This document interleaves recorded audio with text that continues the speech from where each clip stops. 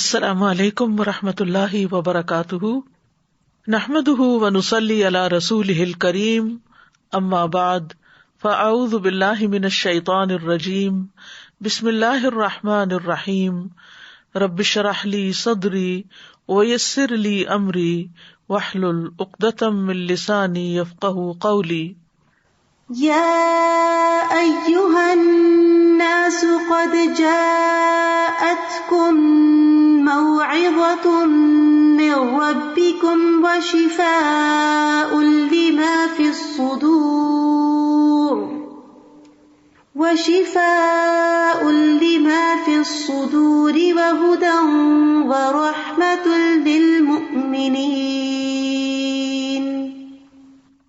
یا ایھا الناس قد جاءتکم موعظۃ من ربکم وشفاء لما فی الصدور وہدی ورحمۃ للمؤمنین۔ اے لوگو، بے شک تمہارے پاس تمہارے رب کی طرف سے عظیم نصیحت اور اس کے لیے سراسر شفا جو سینوں میں ہے، اور ایمان لانے والوں کے لیے سراسر ہدایت اور رحمت آئی ہے۔ انسان جسم اور روح کا مجموعہ ہے۔ جسم زمینی اجزاء سے بنا ہے، اس کی خوراک بھی زمین سے آتی ہے، جبکہ روح آسمان سے آئی ہے اور اس کی غذا بھی آسمانی ہے۔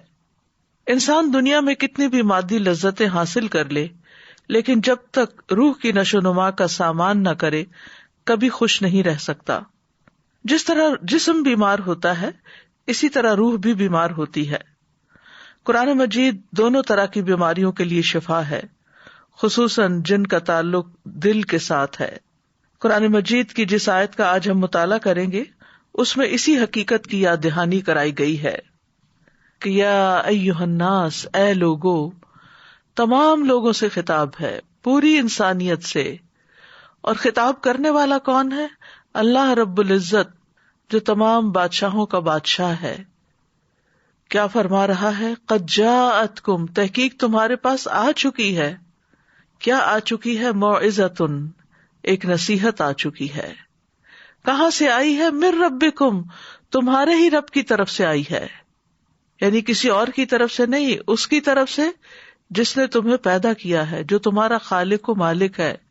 وشفاء لما فی الصدور، اور وہ شفا بھی ہے جو سینوں میں ہے، دلوں میں ہے، جو انسان کے اندر گھٹن ہے، تنگی ہے، تکلیف ہے، اس کا علاج بھی ہے اس قرآن میں۔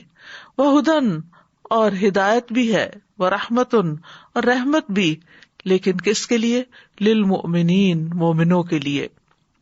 نصیحت اور شفا تو پوری انسانیت کے لیے ہے، اور ہدایت اور رحمت اس کے لیے ہے جو ایمان لائے۔ تو خطاب یہ کیا جا رہا ہے کہ اے لوگو، تمہارے پاس قرآن آ چکا ہے جو تمہارے دلوں کو نرم کرتا ہے۔ موعظت وہ واعظ ہوتا ہے جو دلوں کو نرم کر دے، اور اس کی وجہ سے تمہارے احوال کی اصلاح ہوتی رہتی ہے، اور یہ تمہارے پاس تمہارے رب کی طرف سے اتارا ہوا ہے۔ تو یہاں پر قرآن مجید کی 4 صفات بیان ہوئی ہیں، اور یہ اس کی خاص خصوصیات ہیں کہ یہ نصیحت ہے، شفا ہے، ہدایت ہے اور رحمت ہے۔ سب سے پہلے موعظت ایسی نصیحت کو کہتے ہیں جو انسان کی توجہ دنیا کی مشغولیت سے ہٹا کر اللہ کی یاد اور آخرت کے دن کی طرف متوجہ کرے، اور اس سے دلوں میں رقت، دنیا سے بے رغبتی اور آخرت سے لگاؤ پیدا ہو۔ تو قرآن پڑھنے والے پھر ان صفات کے حامل ہوتے ہیں کہ ان کے دل نرم ہو جاتے ہیں اللہ کی یاد سے، اللہ کے اس کلام سے۔ دنیا کے مقابلے میں وہ آخرت کو ترجیح دینے لگتے ہیں، اور ان کاموں سے ان کی دلچسپی بڑھ جاتی ہے جو ان کی آخرت میں زیادہ فائدہ مند ہوتے ہیں۔ دوسری چیز ہے شفا، وشفاء لما فی الصدور، کہ سینوں کے اندر جو بھی بیماریاں ہیں، مثلا شرک ہے، نفاق ہے، حسد ہے، بغض ہے، خود غرضی ہے، بخل ہے، لالچ ہے، ان تمام چیزوں کو دور کرتا ہے قرآن۔ یعنی جو شخص قرآن پڑھنے کا حق ادا کرتا ہے، اس پر عمل کرتا ہے، اس کے دل سے یہ بیماریاں دور ہو جاتی ہیں جو خود انسان ہی کے لیے تکلیف کا باعث ہوتی ہیں۔ تیسری چیز وہدن، اور ہدایت، یعنی یہ قرآن انسان کی زندگی کے تمام شعبوں میں اس کی پوری رہنمائی کرتا ہے، وہ فرد کے حقوق کے بارے میں بھی بتاتا ہے، وہ معاشرے کے بارے میں بھی بتاتا ہے، اور اس سے یہ کہ ہر ایک کا دائرہ کار پتہ چلنے کے بعد پھر ایک دوسرے کے حقوق محفوظ ہو جاتے ہیں، کسی پر زیادتی نہیں ہوتی۔ اور چوتھی چیز ہے وَرَحْمَةٌ لِّلْمُؤْمِنِينَ، مومنوں کے لیے رحمت ہے، یعنی دنیا میں بھی باعث رحمت ہے اور آخرت میں بھی باعث رحمت ہے۔ تو بہرحال قرآن شفا بھی ہے، ہدایت بھی ہے، رحمت بھی ہے، اور اپنے رب کی طرف سے ایک بہت بڑا تحفہ ہے ان لوگوں کے لیے جو اسے قبول کرنے والے ہوں۔ قرآن مجید کی دیگر آیات سے بھی پتہ چلتا ہے کہ قرآن شفا اور رحمت ہے۔ سورۃ بنی اسرائیل کی آیت نمبر 82 میں اللہ تعالیٰ فرماتے ہیں وَنُنَزِّلُ مِنَ الْقُرْآنِ مَا هُوَ شِفَاءٌ وَرَحْمَةٌ وَرَحْمَةٌ لِّلْمُؤْمِنِينَ وَلَا يَزِيدُ الظَّالِمِينَ إِلَّا خَسَارًا، اور ہم قرآن میں جو کچھ نازل کرتے ہیں وہ مومنوں کے لیے تو شفا اور رحمت ہے، مگر ظالموں کے خسارے ہی میں اضافہ کرتا ہے۔ مجاہد اور قتادہ کہتے ہیں جو بھی قرآن کے ساتھ مجلس اختیار کرتا ہے تو جب وہ اٹھ کر جاتا ہے تو یا وہ اضافے کے ساتھ اٹھتا ہے یا کمی کے ساتھ اٹھتا ہے۔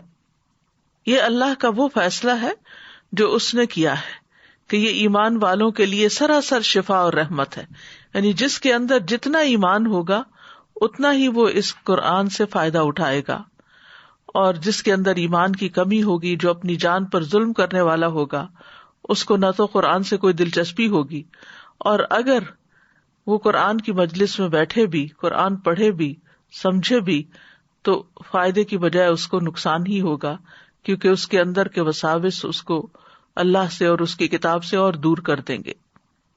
سورۃ فصلت میں آتا ہے کہ قرآن مومن کے لیے شفا اور ہدایت اور غیر مومن کے لیے بوجھ ہے۔ سورۃ بنی اسرائیل میں خسارے کا لفظ تھا، یہاں بوجھ کا لفظ ہے۔ قُلْ هُوَ لِلَّذِينَ آمَنُوا هُدًى وَشِفَاءٌ وَالَّذِينَ لَا يُؤْمِنُونَ فِي آذَانِهِمْ وَقْرٌ وَهُوَ عَلَيْهِمْ عَمًى، کہہ دیجئے یہ قرآن ان لوگوں کے لیے جو ایمان لائے ہدایت اور شفا ہے، اور وہ لوگ جو ایمان نہیں لاتے ان کے کانوں میں بوجھ ہے، اور یہ ان کے حق میں اندھا ہونے کا باعث ہے۔ تو اس بات سے ڈرنے کی ضرورت ہے کہ اس کتاب سے انسان ہدایت ہی پائے، کہیں ایسا نہ ہو کہ اگر اس کا حق ادا نہ کیا جائے تو یہ الٹا ہمارے خلاف حجت بنے اور بوجھ بنے، اور پھر ہم حق کی بات سے دور ہوں۔ تو اس سے یہ پتہ چلتا ہے کہ قرآن میں ہمارے لیے بہت سی نصیحتیں ہیں، لیکن یہ نصیحت کس کے لیے ہے؟ جو اس کو سمجھ کر پڑھتا ہے، اس کے معنی کو جان لیتا ہے، اور نصیحت کی غرض سے پڑھتا ہے، نصیحت حاصل کرنے کے لیے پڑھتا ہے، کیونکہ قرآن پڑھنے کے کئی مقاصد ہو سکتے ہیں نا۔ تو جو شخص اس کو ہدایت کے لیے اور نصیحت کے لیے پڑھتا ہے تو اللہ سبحانہ تعالیٰ اس کو عطا فرماتے ہیں۔ وعظ میں عام طور پر بندے کو کچھ چیزوں کی رغبت دلائی جاتی ہے، کچھ چیزوں سے ڈرایا بھی جاتا ہے۔ تو ایک واعظ جو ہوتا ہے وہ ایک ڈاکٹر کی طرح ہوتا ہے، جو مریض کو کچھ چیزوں کے استعمال کا حکم دیتا ہے اور کچھ چیزوں کے استعمال سے روکتا ہے۔ تو قرآن بھی بہت سی چیزوں سے ہمیں روکتا ہے، یعنی اس کا واعظ کیا ہے کہ کچھ چیزوں سے وہ ہمیں روکتا ہے اور کچھ چیزوں کا ہمیں حکم دیتا ہے۔ قرآن کن کن چیزوں سے روکتا ہے؟ مثلاً فواحش اور منکرات سے روکتا ہے، ظلم اور زیادتی سے روکتا ہے، اور پھر قرآن کو ذکر بھی کہا گیا ہے۔ جیسے وعظ میں یا نصیحت میں ایک یاد دہانی ہوتی ہے، تو وعظ کا ایک اور لفظ جو ہے وہ ذکر بھی ہے، انا نحن نزلنا الذکر وانا لہ لحافظون، کہ ہم ہی اس نصیحت کو نازل کرنے والے ہیں اور ہم ہی اس کی ضرور حفاظت کریں گے۔ اور ایک اور جگہ پر آتا ہے وَلَقَدْ يَسَّرْنَا الْقُرْآنَ لِلذِّكْرِ فَهَلْ مِن مُدَّكِرٍ، کہ قرآن کو ہم نے نصیحت کے لیے آسان کیا ہے، تو کیا ہے کوئی جو نصیحت حاصل کرے؟ ابن قیم کہتے ہیں کہ قرآن کا نصیحت کے لیے آسان ہونا کئی اقسام پر مشتمل ہے۔ نمبر 1، اس کے الفاظ کو حفظ کے لیے آسان کیا ہے۔ نمبر 2، اس کے معنی کو فہم کے لیے آسان کیا ہے۔ نمبر 3، اس کے اوامر و منہیات پر عمل کرنے کے لیے اس کو آسان بنایا ہے۔ پھر یہ ہے کہ یہ قرآن تمام جہان والوں کے لیے ایک نصیحت ہے. ان ہوا الا ذکر للعالمین. پھر یہ کہ عقل والے اس سے نصیحت پکڑتے نہیں. ہے تو سب جہان والوں کے لیے ایک نصیحت، لیکن نصیحت حاصل کون کرتا ہے؟ جو عقل رکھتا ہو. سورۃ صاد میں آتا ہے کتاب انزلناہ الیک مبارک لیدبروا آیاتہ ولیتذکر اولو الالباب. جو کتاب ہم نے آپ کی طرف نازل کی ہے بڑی برکت والی ہے تاکہ لوگ اس کی آیات میں غور و فکر کریں اور اہل عقل اس سے سبق حاصل کریں. سورۃ یاسین میں آتا ہے ان ہوا الا ذکر وقرآن مبین لینذر من کان حیا، کہ وہ تو سراسر نصیحت اور واضح قرآن کے سوا کچھ نہیں تاکہ اسے ڈرائے جو زندہ ہو. یعنی یہ قرآن اس کو خبردار کرتا ہے جس کا دل زندہ ہو. تو ابن قیم کہتے ہیں کہ لوگوں کی 3 قسمیں ہیں. ایک وہ جس کا دل مر چکا ہے، یعنی جس کا کوئی دل ہی نہیں، تو یہ قرآن اس کے حق میں نصیحت نہیں بنتا. دوسرا وہ شخص جس کا دل زندہ اور اہلیت رکھنے والا ہے، لیکن وہ قرآن کی آیات کو کان لگا کے نہیں سنتا، دل سے نہیں سنتا، کہ جس کے ذریعے ان نشانیوں کے بارے میں اللہ تعالیٰ خبر دے رہے ہیں جو دکھائی دینے والی ہیں، تو ان کے اوپر پھر وہ توجہ بھی نہیں کرتا. تو یا تو وہ آیات اس تک پہنچی نہیں، یا پہنچی ہے تو اس کا دل کسی اور طرف مشغول ہے، یعنی اہلیت ہے لیکن اس تک وہ بات پہنچی نہیں کہ جس کو وہ لے کر آگے بڑھے، ترقی کرے. تو پھر دوسری صورت یہ ہے کہ پہنچ گئی اور وہ توجہ نہیں کر رہا، دل غیر حاضر ہے. یعنی ایک وہ جس کا دل حاضر ہے، دوسرا وہ جس کا دل غیر حاضر ہے، اس کو بھی نصیحت نہیں ہوتی حالانکہ اس میں اہلیت موجود ہوتی ہے. اور تیسرا وہ شخص ہے جس کا دل بھی زندہ ہے اور اہلیت بھی رکھتا ہے، اور جب اس پر آیات تلاوت کی جاتی ہیں تو وہ اپنے کان لگاتا ہے اور اپنے دل کو حاضر کرتا ہے، اور جو کچھ وہ سن رہا ہوتا ہے وہ اسی کی طرف متوجہ ہوتا ہے، ادھر ادھر نہیں اس کا دل بھٹکتا.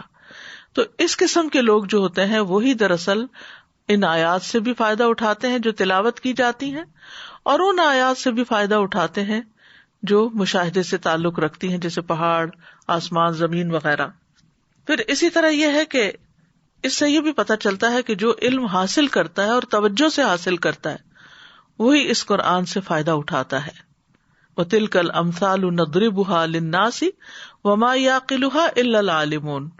یہ مثالیں جو ہم لوگوں کے لیے بیان کرتے ہیں انہیں صرف جاننے والے ہی سمجھتے ہیں.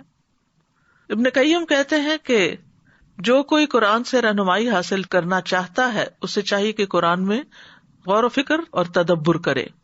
ابن تیمیہ بھی یہی کہتے ہیں کہ جو کوئی رہنمائی حاصل کرنے کے لیے قرآن میں تدبر کرتا ہے تو حق کا راستہ اس پر واضح ہو جاتا ہے. اور انہوں نے 2 شرائط بتائی ہیں کہ تدبر اور ہدایت کی تلاش ہو تب انسان کو نصیحت حاصل ہوتی ہے. یعنی کچھ لوگ تدبر تو کرتے ہیں لیکن ان کا مقصد صرف باتیں کرنا ہے یا اس میں غور و فکر کرنا ہے یا اس کے نئے نئے پہلو نکالنا، لیکن وہ عمل کی نیت سے نہیں لیتے اس کو. وہ محض قرآن کے معنی جاننا چاہتے ہیں، اس سے ہدایت حاصل نہیں کرنا چاہتے اور اس کو اپنے لیے مشعل راہ نہیں بنانا چاہتے کہ جس کی روشنی میں پھر وہ سیدھے راستے پہ چل سکیں. تو جب آپ قرآن میں غور کریں، تدبر کریں، تو ساتھ ہی اسے ہدایت کی نظر سے پڑھیں، یعنی وہ تدبر ہدایت کی نظر سے ہو اور پھر اس کو اپنے لیے مشعل راہ بنایا جائے، تو اس طرح انشاءاللہ ہدایت ملے گی. قرآن مجید کے نصیحت کے انداز کیا ہیں؟ اس میں نمبر 1 خوشخبری دینا، نمبر 2 ڈرانا. یعنی نصیحت کے لیے وہ خوشخبری بھی دیتا ہے اور ڈراتا بھی. اور آپ یہ غور کریں گے قرآن پڑھتے ہوئے کہ جہاں خوشخبری کی بات آئی ہے وہاں عذاب کی بات بھی آئی ہے، اور جہاں کہیں عذاب کی بات آئی ہے وہاں خوشخبری کی بات بھی آئی ہے. پھر قرآن کا جو اسلوب ہے اس میں سوال بہت ہے. اس کو اسلوب استفہام کہتے ہیں کہ سوال کر کے لوگوں کے ذہن کو سوچنے کے لیے مجبور کیا گیا ہے کہ انسان غور و فکر کرے.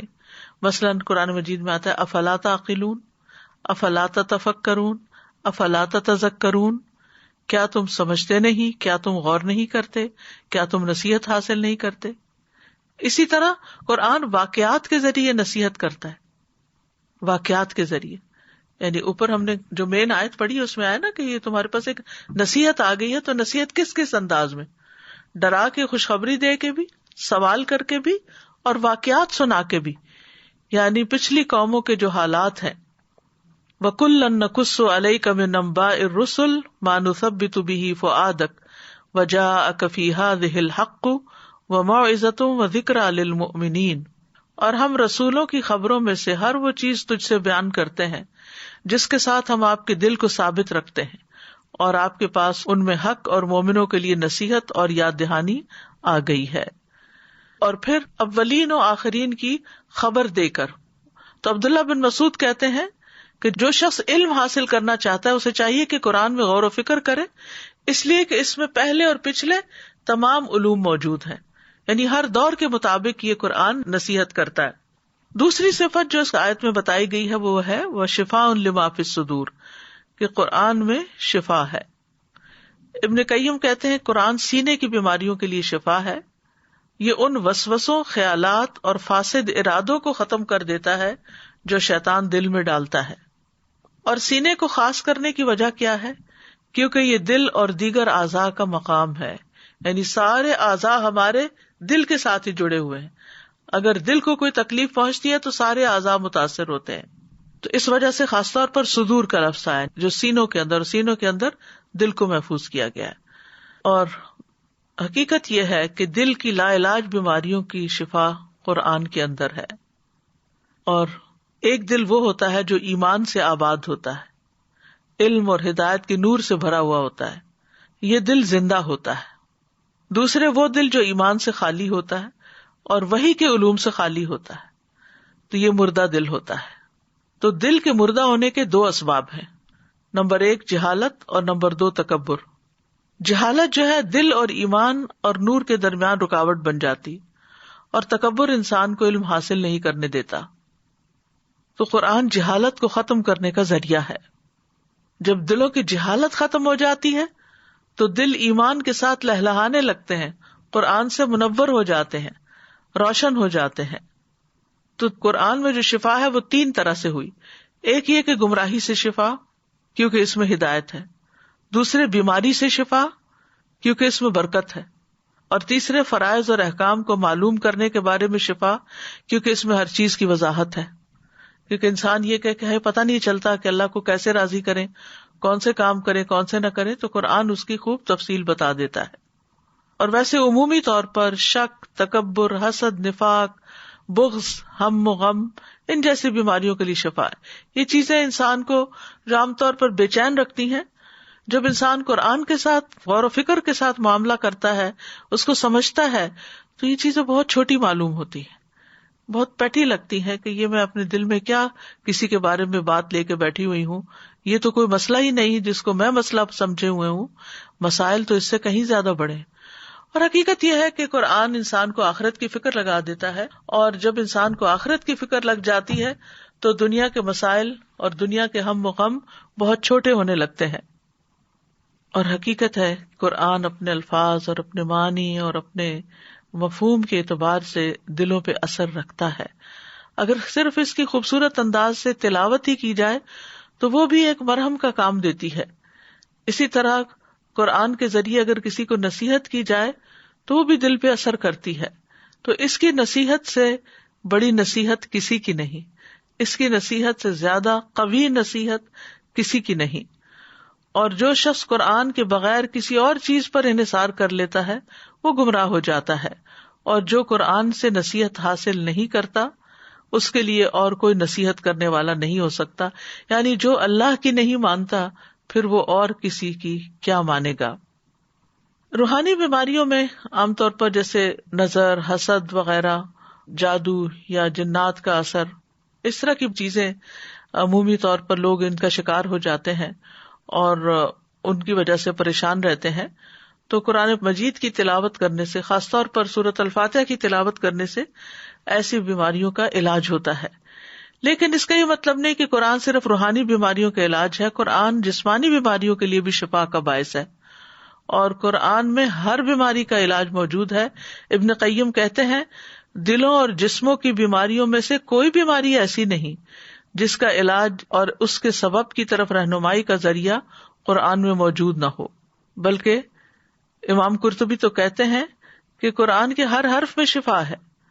وَنُنَزِّلُ مِنَ الْقُرْآنِ مَا هُوَ شِفَاءٌ وَرَحْمَةٌ، اور ہم قرآن میں جو کچھ بھی نازل کرتے ہیں وہ مومنوں کے لیے شفا اور رحمت ہے. یعنی اس کا مطلب یہ ہے کہ ہم نے قرآن کو بطور شفا نازل کیا ہے، کیونکہ اس میں موجود ہر حرف شفا دیتا ہے، اور قرآن سے شفا حاصل کرنا صرف اس کے بعض حصے کے ساتھ ہی مخصوص نہیں، پورا قرآن ہی شفا ہے. یعنی بعض اوقات لوگ صرف ایک ہی چیز کو لے لیتے ہیں اور باقی کو نہیں لیتے، تو اس میں یہ کہ پورا ہی قرآن شفا ہے، کیونکہ کسی بھی قسم کی بیماری رب کے کلام کا مقابلہ نہیں کر سکتی، اس کے آگے نہیں ٹھہر سکتی، کیونکہ یہ وہ کلام ہے اگر پہاڑوں پر نازل ہو جاتا تو اس کے ٹکڑے ٹکڑے ہو جاتے. لیکن اس کے لیے انسان کو یقین چاہیے کہ یقینی طور پر شفا قرآن کے اندر ہے.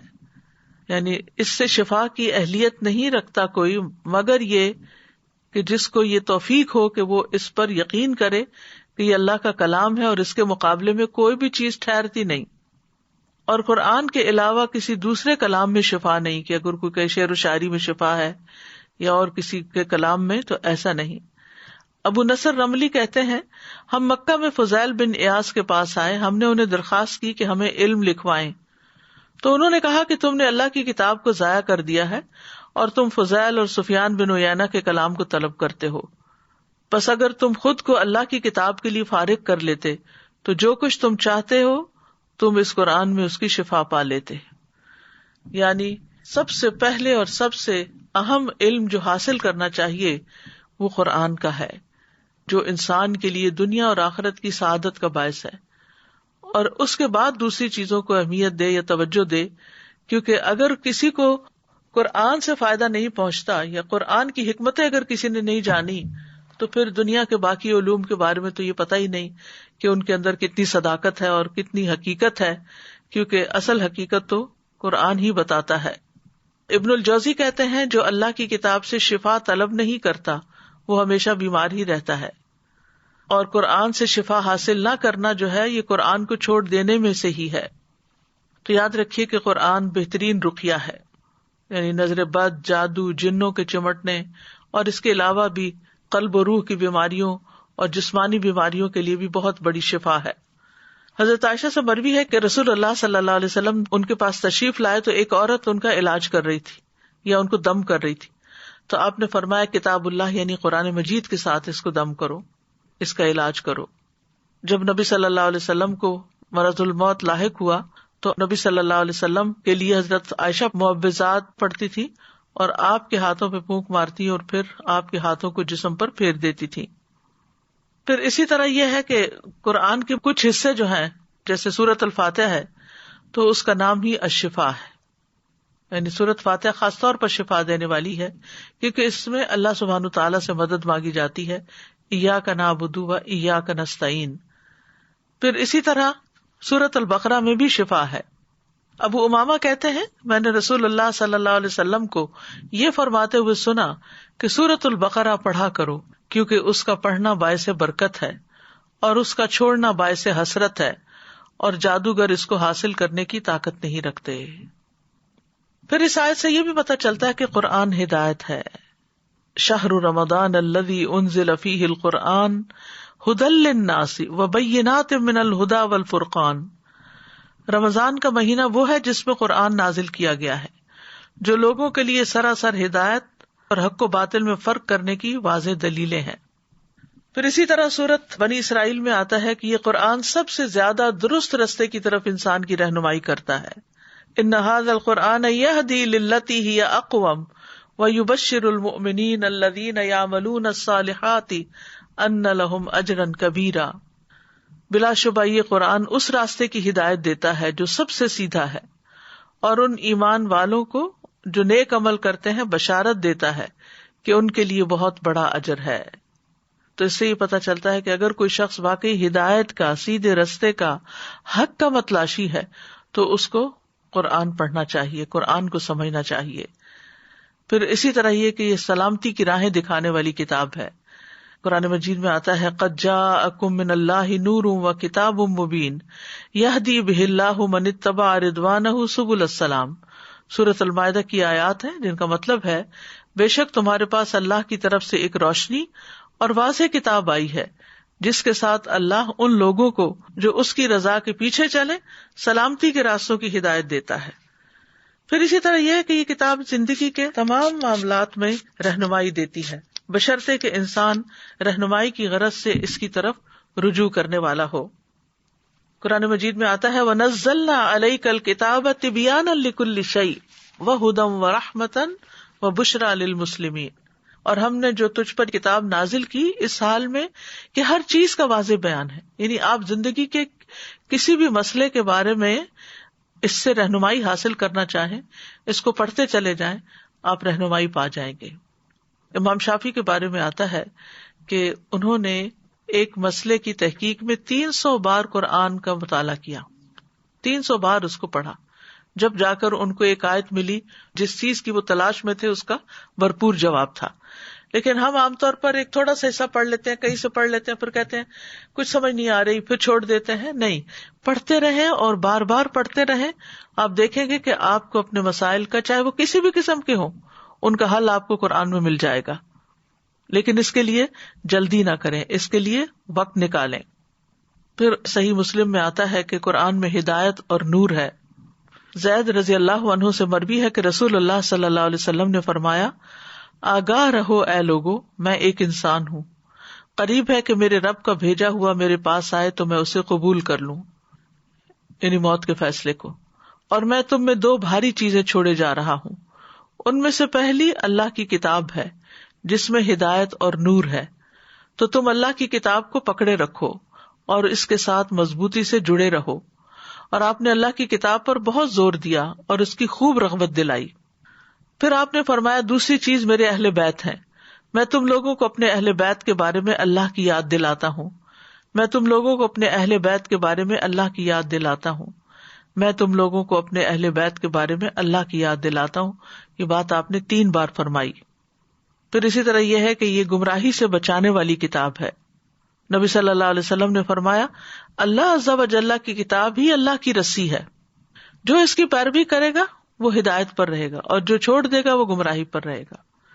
جیسے کہ ایک اور حدیث سے پتہ چلتا ہے کہ یہ اللہ کی رسی ہے، اس کا ایک سرا اللہ کے ہاتھ میں ہے اور دوسرا بندے کی طرف ہے. اب اگر بندہ دوسرے سرے کو پکڑ لے گا، یعنی قرآن کو مضبوطی سے تھام لے گا، تو یقیناً وہ اللہ کا قرب حاصل کرے گا اور اللہ سبحانہ تعالیٰ کے رستے پر ہی چلے گا. پھر اسی طرح یہ شیاطین کی گمراہی سے بچانے کا ذریعہ ہے. عبداللہ فرماتے ہیں بے شک اس سیدھے رستے پر آمد و رفت رہتی ہے، یہاں شیطان آتے رہتے ہیں اور بلند آواز سے کہتے ہیں اے اللہ کے بندے اس دوسرے رستے پہ آ جاؤ.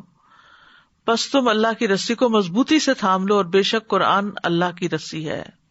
یعنی جب انسان کے دل میں یہ خیالات یا وسوسے آنے لگیں کہ اس کام کو چھوڑ کر کچھ اور کر لیا جائے، تو عبداللہ بن مسعود کی یہ نصیحت یاد رکھیں کہ تم اللہ کی رسی کو مضبوط تھام لو، بے شک قرآن ہی اللہ کی رسی ہے، یعنی اس کو نہیں چھوڑنا.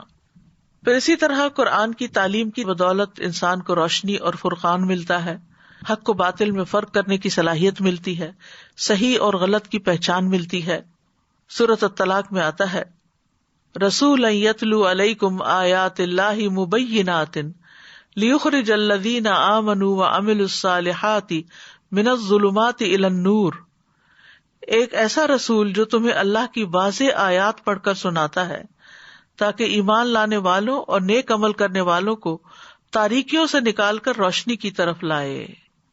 تو چاہے غموں کا اندھیرا ہو یا جہالت کا اندھیرا ہو، کفر کا اندھیرا ہو یا نفاق کا اندھیرا ہو، کسی بھی طرح کا غم دل پہ چھائے، فکر اور پریشانی چھائے، تو پھر کیا کرنا چاہیے؟ جو رسول اللہ صلی اللہ علیہ وسلم نے کیا کہ اللہ نے ایک ایسا رسول بھیجا جو تمہیں اللہ کی واضح آیات پڑھ کر سناتا ہے، کیونکہ ہر شخص خود پڑھنا نہیں جانتا، پڑھ کر اس طرح کا مطلب نہیں سمجھتا جو سمجھنا چاہیے. تو یہاں پر اس بات کی وضاحت کر دی گئی. پھر اسی طرح یہ ہے کہ قرآن کو نور بھی کہا گیا ہے، یعنی ہدایت بھی رہنمائی کرنے والی چیز ہے، نور سے بھی انسان کو راہ ملتی ہے. وَأَنزَلْنَا إِلَيْكُمْ نُورًا مُبِينًا، ہم نے تمہاری طرف ایک واضح نور نازل کیا ہے، یعنی قرآن مجید. پھر قرآن کی بدولت حکمت اور دانائی ملتی ہے. کعب رضی اللہ عنہ کہتے ہیں قرآن کو لازم پکڑ لو، کیونکہ وہ عقل کی تیزی، حکمت کی روشنی اور علم کا سر چشمہ ہے، اور رحمان کی طرف سے نازل ہونے والی کتابوں میں سب سے نئی کتاب ہے۔ اللہ نے تورات میں یہ بات فرمائی ہے، اے محمد میں تم پر جدید تورات نازل کروں گا جو نابینا آنکھوں، بہرے کانوں اور غفلت میں پڑے ہوئے دلوں کو کھول دے گی۔ تو اس سے یہ بھی پتہ چلتا ہے کہ اس سے انسان بہتر دیکھنے لگتا ہے، صرف فزیکلی نہیں بلکہ چیزوں کی حقیقت، لوگوں کی حقیقت، دنیا کی حقیقت سمجھ میں آنے لگتی ہے۔ اور اسی طرح یہ کہ انسان کے سننے کا انداز بدل جاتا ہے۔ پہلے وہ صرف اپنی پسند کی سننا چاہتا ہے، لیکن قرآن پڑھنے کے بعد اس کے اندر یہ وسعت بھی آ جاتی ہے کہ وہ اپنے علاوہ دوسروں کی بھی سنے، اور ہر اچھی بات کو سننے کا وہ شوقین ہو جاتا ہے۔ پھر اسی طرح غفلت میں پڑے ہوئے دلوں کو کھول دیتی ہے۔ تو یہ بھی بہت ضروری ہے کہ ہم جب پڑھیں تو دل کے ساتھ پڑھیں تاکہ دل کی غفلت دور ہو۔ قرآن گناہوں سے بچانے کا ذریعہ بھی ہے، یعنی صرف ہدایت کی راہ، عمل کی راہ نہیں دکھاتا بلکہ گمراہ ہونے سے بچاتا بھی ہے، گناہوں سے بچاتا بھی ہے۔ تو قرآن کو ہدایت کی غرض سے پڑھنا چاہیے کہ اس سے رہنمائی حاصل کریں۔ حسن بصری کہتے ہیں قرآن اس لیے نازل کیا گیا تاکہ اس پر غور و فکر کیا جائے اور اس پر عمل کیا جائے، لیکن لوگوں نے محض اس کی تلاوت کو اپنا عمل بنا لیا ہے۔ وہ سمجھتے ہیں کہ ہم تلاوت کر رہے ہیں تو ہم اس کا حق ادا کر رہے ہیں۔ تو نزول قرآن کا مقصد صرف تلاوت نہیں ہے، یعنی قرآن اللہ نے صرف اس لیے نہیں نازل کیا کہ بس ایک دوسرے کا مقابلہ کرو کہ میں نے رمضان میں 7 قرآن ختم کر لیے اور میں نے اتنا پڑھ لیا ہے۔ ٹھیک ہے، نبی صلی اللہ علیہ وسلم سے ثابت ہے کہ آپ ہر رمضان میں جتنا نازل ہوتا تھا اتنا جبریل علیہ السلام کے ساتھ دور کیا کرتے تھے، اور آخری سال آپ نے 2 دفعہ کیا۔ ٹھیک ہے، آپ 2 دفعہ ضرور پڑھیں، مثلاً تراویح میں پڑھ لیں اور 1 دفعہ دیکھ کے ویسے بیٹھ کے پڑھ لیں۔ اگر آپ حافظ ہیں تو آپ اس سے بھی زیادہ پڑھ سکتے ہیں، اٹھتے بیٹھتے چلتے پھرتے آپ اپنے کاموں کے ساتھ ساتھ اپنا قرآن دہرا سکتے ہیں۔ خوش قسمت ہے وہ لوگ جن کو اللہ نے یہ صلاحیت بخشی ہے۔ لیکن یہ یاد رکھا جائے کہ قرآن صرف تلاوت کے لیے نہیں آیا کہ ہم اسی کے ہی ہو کر رہ جائیں یا اسی میں ہی کھو جائیں۔ قرآن تو ہمیں ہدایت دینے کے لیے آیا۔ قرآن کی سب سے پہلی آیت قرآن کا تعارف کرواتی ہے، ذالک الکتاب لا ریب فیہ ھدی للمتقین، کہ یہ کتاب جس میں کوئی شک نہیں، متقین کے لیے ہدایت ہے۔ یعنی یہ آئی ہی ہدایت دینے کے لیے، راہ دکھانے کے لیے، رہنمائی کرنے کے لیے، صحیح اور غلط کا فرق بتانے کے لیے۔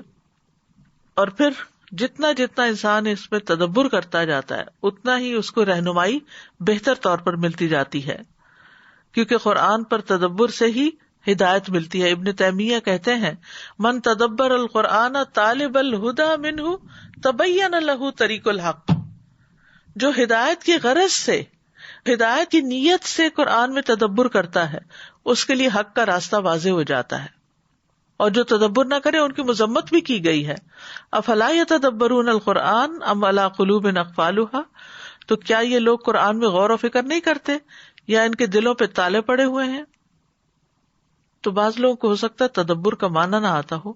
تدبر کا مطلب غور و فکر کرنا ہوتا ہے، پے در پے اس کو پڑھنا ہوتا ہے، ریپیٹیشن کرنی ہوتی ہے، اور اس کے مفہوم اور معنی کو مختلف جگہوں سے دیکھ کر، تفسیریں پڑھ کر اس کو بتانا ہوتا ہے، خود بھی اور دوسروں کو بھی۔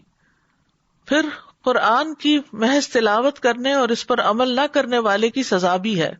یعنی ہم سمجھتے ہیں کہ ہم تلاوت کر کے یا صرف پڑھ کے یا دوسروں کو پڑھا کے کامیاب ہو گئے اور یہی کام رہ گیا دنیا میں، تو ایسا نہیں ہے، کیونکہ اگر ہمارا اپنا عمل اس کے مطابق نہیں ہوتا تو بہت سخت وعید ہے۔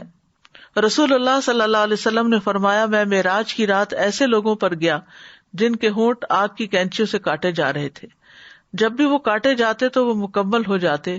میں نے پوچھا، جبریل یہ کون لوگ ہیں؟ انہوں نے کہا، یہ آپ کی امت کے وہ خطیب ہیں جو وہ بات کہتے تھے جو خود نہیں کرتے تھے۔ بعض اوقات ہم چیز فارورڈ پہ فارورڈ کرتے چلے جاتے ہیں، لیکن یہ نہیں سوچتے کہ اس پر ہم نے خود بھی عمل کیا یا نہیں، یا وہ ہمیں سمجھ بھی آئی یا نہیں۔ پھر اسی طرح یہ ہے کہ اگر کوئی شخص اس سے منہ موڑتا ہے، تکبر کر کے اس پر اڑا رہتا ہے، گویا اس نے کچھ سنا ہی نہیں، تو قرآن میں آتا ہے فبشرہ بعذاب علیم، اس کو دردناک عذاب کی بشارت دے دو۔ یعنی اگر وہ غور و فکر نہیں کرتا اور آیات سنتا ہے، تکبر کرتے ہوئے اپنی مرضی اور اپنے خیالات پہ اڑا رہتا ہے، تو پھر اس کے لیے عذاب کی بشارت ہے۔ پھر اسی طرح قرآن سے غفلت برتنے والے کی سزا ایک حدیث میں نبی صلی اللہ علیہ وسلم بتاتے ہیں کہ خواب میں آپ نے دیکھا کہ ایک شخص جس کا سر پتھر سے کچلا جا رہا تھا وہ قرآن کا حافظ تھا، مگر وہ اس قرآن سے غافل ہو گیا اور فرض نماز پڑھے بغیر سو جایا کرتا تھا۔ اور چوتھی صفت اس کتاب کی ہے وَرَحْمَةٌ لِّلْمُؤْمِنِينَ، یہ قرآن رحمت ہے مومنوں کے لیے۔ رحمت سے مراد وہ بھلائی، احسان، دنیاوی اور اخروی ثواب ہے جو ہدایت یافتہ انسان کو حاصل ہوتا ہے۔ یعنی قرآن رحمت ہے، اور یہ رحمت کس کو حاصل ہوتی ہے؟ جو ہدایت پر ہوتا ہے۔ تو معلوم ہوتا ہے کہ ہدایت بہترین وسیلہ ہے اور رحمت مطلوب ہے، اور اس کی طرف صرف اہل ایمان ہی کو رہنمائی حاصل ہوتی ہے، اور اہل ایمان ہی اس کی رحمت سے نوازے جاتے ہیں، اور یہ ایمان والوں کے لیے ہی ہدایت اور رحمت ہے۔ قرآن مجید میں آتا ہے وَهُدًى وَرَحْمَةٌ لِّلْمُؤْمِنِينَ، اور پھر جو اس قرآن کا انکار کرتا ہے تو یہ قرآن ان کے اندھے پن کا سبب بن جاتا ہے، اور اس کے ساتھ کفر کرنے کی سزا ہمیشہ کی بھڑکتی ہوئی آگ ہو جاتی ہے۔ اسی لیے کہا کہ یہ ایمان والوں کے لیے رحمت ہے، جو ایمان نہیں لاتے اس پر ان کے لیے رحمت نہیں بنتی بلکہ اندھے پن کا سبب بنتی ہے۔ پھر اسی طرح جو لوگ اس کتاب کو تھام لے وہ اللہ کی رحمت میں داخل ہوں گے۔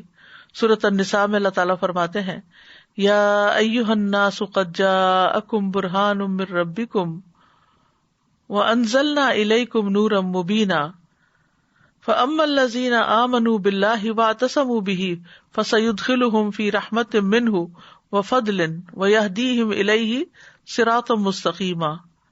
اے لوگو، بے شک تمہارے پاس تمہارے رب کی طرف سے ایک واضح دلیل آ چکی ہے، اور ہم نے تمہاری طرف ایک واضح نور نازل کیا ہے۔ تو جو لوگ اللہ پر ایمان لائے اور اسے مضبوطی سے تھام لیا تو عنقریب وہ انہیں اپنی خاص رحمت اور فضل میں داخل کرے گا اور انہیں اپنی طرف آنے کی رہنمائی عطا کرے گا۔ تو اس آیت سے بھی یہ بات پتہ چلتی ہے کہ اللہ تعالیٰ کی رحمت اور فضل حاصل کرنے کے لیے ایمان لا کر اس کتاب کو مضبوطی سے تھامنا ضروری ہے۔ اور مضبوطی کا مطلب یہ نہیں کہ بس جکڑ پکڑ کے رکھے اس کو، مطلب یہ کہ اس کے ساتھ اسٹرانگ کنیکشن ہو ہمارا۔ پھر اسی طرح جب تلاوت قرآن ہوتی ہے گھروں میں، اس وقت فرشتے ان گھروں کو ڈھانپ لیتے ہیں، جیسا کہ اس حدیث میں آتا ہے جو لوگ اللہ کے گھروں میں سے کسی گھر میں اللہ کی کتاب کی تلاوت کرتے ہیں اور اس کی تعلیم میں مصروف ہوتے ہیں، ان پر سکینت نازل ہوتی ہے اور رحمت انہیں ڈھانپ لیتی ہے اور فرشتے انہیں گھیر لیتے ہیں، اور اللہ ان کا ذکر اپنے پاس موجود فرشتوں میں کرتا ہے۔ گھروں سے شیاطین بھاگ جاتے ہیں، اس کی بدولت جان اور مال اور اولاد میں برکت ہوتی ہے۔ اللہ تعالیٰ اس کے ذریعے کچھ لوگوں کے درجات بلند کرتا ہے، دنیا میں بھی عزت عطا کرتا ہے اور آخرت میں بھی۔ امام ابراہیم مقدسی اپنے شاگرد عباس بن عبد الدائم کو کہا کرتے تھے، قرآن کی تلاوت کثرت سے کرو اور اسے ترک نہ کرو، تو جو تم طلب کرنا چاہتے ہو وہ تمہارے لیے اتنا ہی آسان ہو جائے گا جتنا تم قرات کرو گے۔ یعنی کسی مقصد کے لیے آپ اگر پڑھتے ہیں تو جتنا آپ پڑھتے جاتے ہیں اور دل کی حضوری بھی ہوتی ہے تو اتنا ہی آپ کا مسئلہ جلد حل ہوتا ہے۔ پھر اسی طرح یہ ہے کہ دنیا اور آخرت میں نجات ملتی ہے، بے پناہ اجر ملتا ہے، اور آخرت میں خاص طور پر قبر کے عذاب سے حفاظت کا ذریعہ ہے۔ قیامت کے دن قرآن انسانی شکل میں آئے گا جس کا رنگ اڑا ہوا ہوگا، وہ کہے گا میں وہی ہوں جس نے تجھے رات میں بیدار رکھا، یعنی تہجد یا تلاوت تراویح وغیرہ کے لیے، اور دن میں تجھے پیاسا رکھا۔ قیامت کے دن قرآن سفارشی بن کر آئے گا، بندے پر سایہ کرے گا، انسان کے لیے گواہی دینے والا ہوگا۔ قاری قرآن کے لیے عزت کا تاج اور اللہ کی رضامندی نازل ہوگی۔ والدین کے سر پر نور کا تاج پہنایا جائے گا۔ قرآن پڑھنے والوں کا جنت میں بہترین مقام ہوگا، اور جب سب لوگ وہاں چلے جائیں گے اور کسی کو کوئی شکایت نہیں رہے گی اور سب خوش ہو جائیں گے، تو پھر اس کے بعد ہمیشہ ہمیشہ کی نعمتیں ہی نعمتیں ہوں گی اس کے لیے۔ تو اللہ تعالیٰ سے دعا کرتے ہیں کہ اللہ تعالیٰ ہمیں بھی ہدایت اور رحمت عطا فرمائے۔ ربنا لا تزغ قلوبنا بعد اذ ہدیتنا وہب لنا من لدنک رحمہ انک انت الوہاب۔ پھر اسی طرح اللہم اہدنی فیمن ہدیت پھر یہ خاص دعا ہے جو قرآن سے متعلق ہے، اللہم انی عبدک وابن عبدک وابن امتک ناصیتی بیدک ماض فی حکمک عدل فی قضاؤک اسألک بکل اسم هو لک سمیت بہ نفسک او علمتہ احدا من خلقک او انزلتہ فی کتابک او استأثرت بہ فی علم الغیب عندک ان تجعل القرآن ربیع قلبی ونور صدری وجلاء حزنی وذہاب ہمی وغمی۔ یہ دعا جو ہے انسان کا رنج و غم بھی دور کرتی ہے اور قرآن کو سینے کی بہار بنا دیتی ہے۔ آپ بھی آزما کر دیکھیے، بہت فائدہ مند دعا ہے۔ تو کرنے کے کام یہ ہے کہ قرآن سے زیادہ تعلق جوڑنا چاہیے، اللہ کے خاص بندے بننا چاہیے، کیونکہ قرآن والے ہی اللہ کے خاص بندے ہیں۔ قرآن سنتے وقت سوچ، عقل، دل کو حاضر رکھیں۔ پھر اسی طرح قرآن سنتے وقت عبرت اور نصیحت حاصل کریں، اکیلے بیٹھ کر قرآن کے ساتھ وقت گزاریں اور اس پر غور و فکر کریں، کبھی مل کر بھی پڑھیں۔ پھر قرآن کو عمل کے لیے سیکھیں۔ ہم دیکھتے ہیں کہ سلف صالحین عمل کے لیے قرآن سیکھتے، وہ کہتے ہیں کہ ہمیں سے جب کوئی 10 آیات پڑھ لیتا تو جب تک اس سے فائدہ پورا نہ اٹھاتا وہ آگے نہیں بڑھتا تھا۔ پھر قرآن کے حروف کے ساتھ ساتھ اس کی حدود کا بھی خیال رکھیں، اپنے عمل سے قرآن کی تصدیق کریں، جتنا بھی علم حاصل ہو جائے اس کو آگے پہنچائیں۔ قرآن کو آگے سکھانے کا بہت زیادہ ثواب ہے۔ نبی صلی اللہ علیہ وسلم نے فرمایا، جس نے اللہ عز و جل کی کتاب کی ایک آیت بھی سکھائی، جب تک اس کی تلاوت کی جائے گی اس کو اس کا ثواب ہوگا۔ قرآن پڑھ کر سنگ دل نہ بنے، اپنے اندر نرمی پیدا کریں۔ تو بہرحال یہ تھی قرآن کی صفات جو اس آیت نمبر 57 سورۃ یونس میں بتائی گئی۔ اللہ تعالیٰ سے دعا ہے کہ اللہ تعالیٰ واقعی ہمارے لیے اس کتاب کو نصیحت، شفا اور ہدایت اور رحمت بنا دے۔ اللہ ہمیں ایمان کی بلندیاں نصیب فرمائے۔ وآخر دعوانا ان الحمد للہ رب العالمین۔ سبحانک اللہم وبحمدک اشہد ان لا الہ الا انت استغفرک واتوب الیک۔ السلام علیکم ورحمۃ اللہ وبرکاتہ۔